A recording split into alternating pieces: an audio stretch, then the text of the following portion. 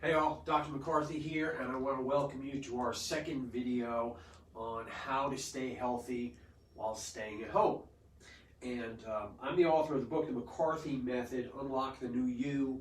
In this book, we talk about a ton of different things that you need to be doing to keep yourself healthy. Now, it's not about treating any kind of disease. That's not what we're about. We're about trying to make people healthier. And if you can do the things that we talk about in this book, day by day, you become a healthier person.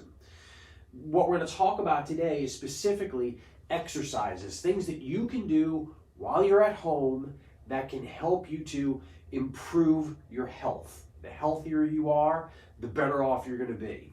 Some of the things that we talk about is how the exercise you do impacts your brain function.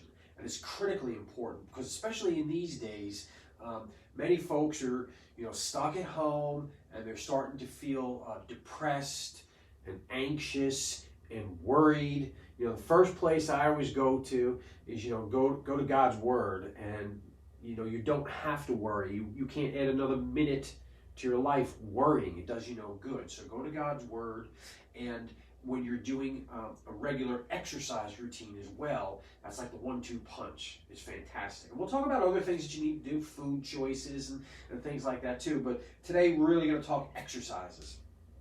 One of the best things that I've seen in my neighborhood is the amount of people who are outside. And people are running like crazy. There's everyone's taking up running, and that's fantastic. And it's really good. There's been studies that show that runners actually are better able to regenerate, create new brain cells. One of the things that we talk about here, this is with vagus nerve stimulation. We'll talk about that in a minute. But brain-derived neurotrophic factor, neurogenesis, that's stimulated when you do vagus nerve stimulation. It's also stimulated by doing running. Now, for some folks, look, if you've never been exercising and you've been sitting at home for the past 4 weeks or whatever, I wouldn't advise just going out and start running. Maybe you want to just start walking. We've got a family in our neighborhood. It's fantastic. They're out there all the time. There's like 5 or 6 of them and 2 or 3 dogs, and they're just walking all the time. That's great exercise, and it's great family time. Also, it's good for brain cell generation, brain-derived neurotrophic factor, and it's a little less intense. It's not as harsh on the knees. Biking is another good option. With the weather turning warm here, lots of folks are getting outside biking, and it's not as strenuous, not as pounding on your feet and your knees and your hips and your back. So any of those exercises will help with improving brain function. And the better your brain functions, the better your whole body functions.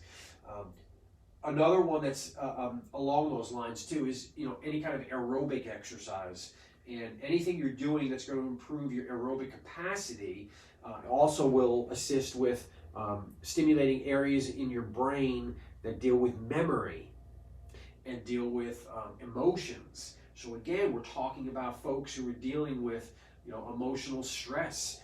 Lots of times there's a stress in the household to begin with, and now everyone is shut up in the household and no one's leaving. That becomes a very stressful situation. Vagus nerve stimulation is a great way that we use to help improve these functions. Vagus nerve stim will stimulate the nucleus tractus solitarius, and then through 2 different pathways, the dorsal raphe nucleus and the locus ceruleus, you'll start to produce serotonin and norepinephrine.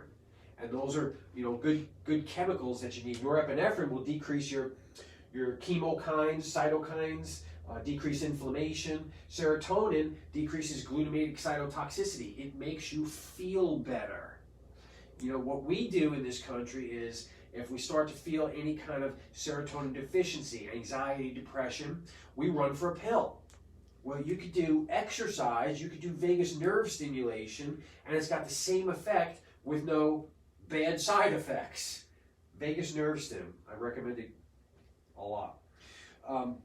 You could just do some weight training. Some people have dumbbells sitting around the house. If you don't have dumbbells, you could do you could grab. We talked about it in the last video, I think, the guy who's loading up his cart with Diet Mountain Dews that I saw at the grocery store. Grab 2 6-packs of your Diet Mountain Dews. Don't drink them. Work out with them. It's much better that way. Don't drink that stuff. Especially not diet. Somebody's drinking something zero the other day. It's poison. It's all poison. Not that soda's good for you, but the diet stuff is even worse. You can just do body weight exercises, and that's really what I do. You know, I do pull-ups and I do dips right here in my office, and I do squats, just body weight exercise, and I do planks. That's it. That's all. So anything that you're doing, you know, is going to help improve folks that are staying at home with, you know, dealing with obesity, heart disease, hypertension, blood sugar dysregulation, diabetes. Any of these exercises are going to help to mitigate that. It's going to improve blood flow, especially blood flow into your brain, but you got to do something. And what's really cool is that I have my own personal favorite exercise, and we talk about that in the book. It's on page 40.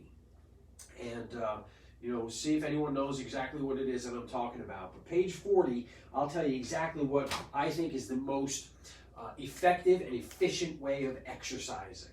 So hopefully you found some value with this, and if you do, like it, love it, share it, tag your friends in it. If you have any questions, post them down below, and we'll get back to you, you know, in a couple of days, and we'll get another section, things that you can do while staying at home. Hopefully we're all going to get back to normalcy quickly.